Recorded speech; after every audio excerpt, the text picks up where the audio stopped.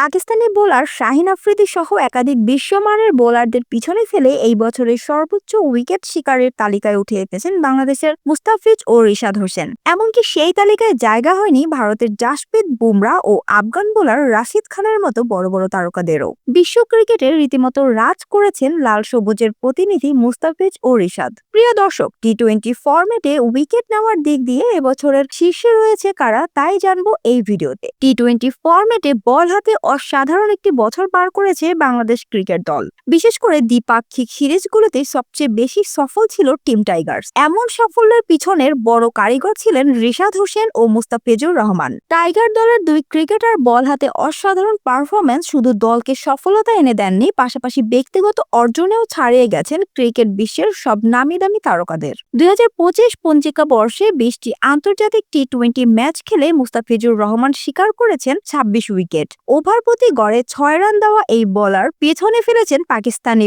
Pacer Shahin Shah আফ্রিদিকে। Wicket সংখ্যা একই থাকলেও এক ম্যাচ বেশি খেলে তালিকার 10ম স্থানে রয়েছেন পাকিস্তানি এই পেসার। কাটার মাস্টারের চেয়ে 2 উইকেট বেশি নিয়ে তালিকার 8ম স্থানে আছেন পাকিস্তানি আরেক তারকা আবরার আহমেদ। তালিকার 6ষ্ঠ এবং 7ম স্থানে রয়েছেন জিম্বাবুয়ের বামহাতি পেস বোলার রিচার্ড এনগারভা এবং ইভান্স।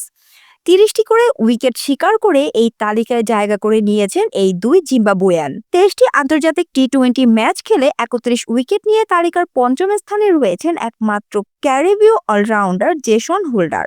তালিকার 5ম স্থানে রয়েছেন লাল সবুজের প্রতিনিধি রিশাদ হোসেন। 24 ম্যাচ খেলে 33টি উইকেট পেয়েছেন এই ডানহাতি লেগ স্পিনার।